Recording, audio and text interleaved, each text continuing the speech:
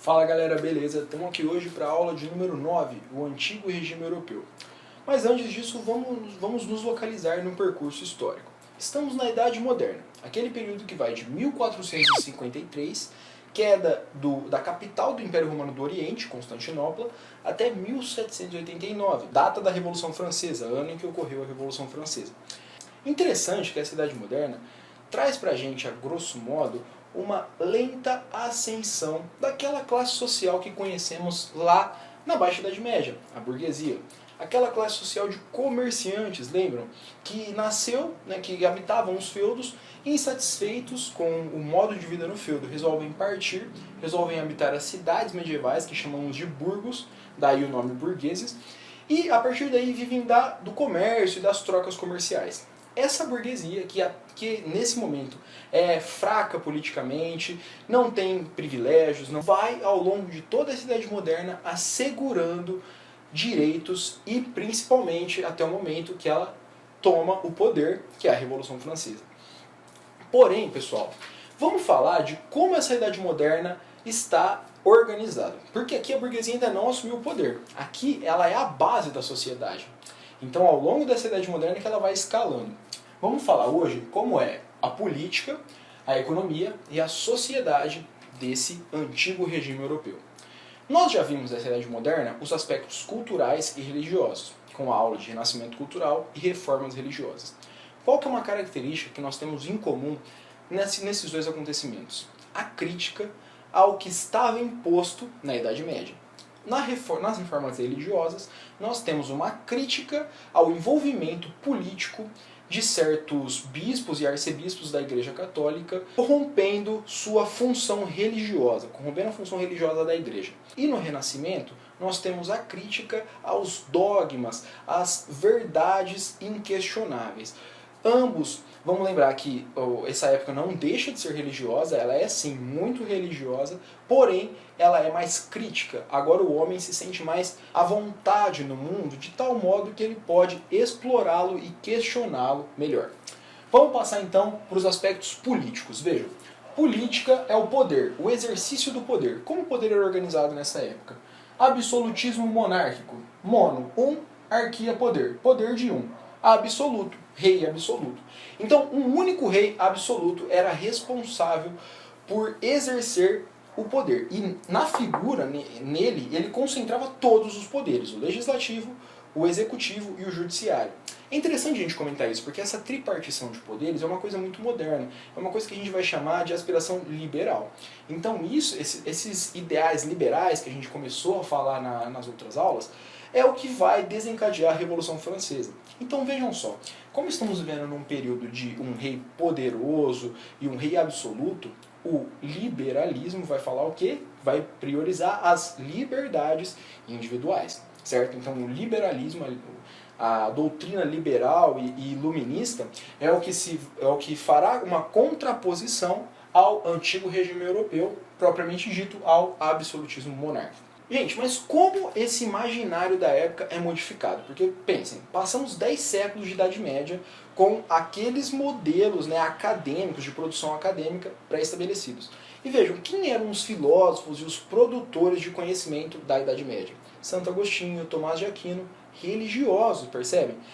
Aqui nós vamos ter já acadêmicos, pessoas civis, certo? Nós temos Maquiavel e Thomas Hobbes. O Nicolau Maquiavel, por exemplo, é um italiano que vai escrever o livro O Príncipe. A grosso modo, esse livro trará uma série de modelos e instruções de como seria o bom exercício do poder por esse monarca. Então o príncipe diria o quê? Aquela famosa frase do que nós atribuímos ao Maquiavel: os fins justificam os meios.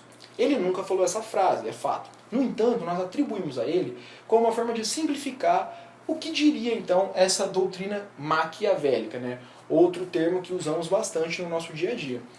Seria basicamente o seguinte, então: esse governante absoluto, poderoso, para beneficiar a população, para beneficiar a maior parte da população, poderia tomar medidas impopulares ou que fossem, vamos dizer assim, imorais, certo?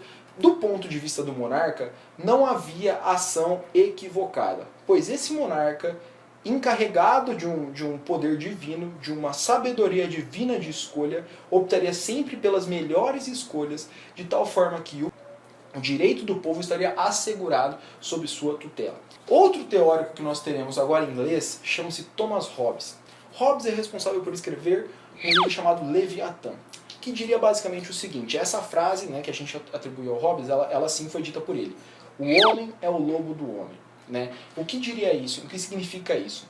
Para Thomas Hobbes, o homem estaria por natureza condicionado ao conflito e à disputa com outros homens, de forma que isso só seria evitado por meio de um contrato social. Ou seja, esses cidadãos abrindo mão de sua liberdade em certa escala, seria o necessário, e apoiando um poder real, e apoiando a centralização de um poder nas mãos de um rei, seria necessário para que essa sociedade se consolidasse. Entendem?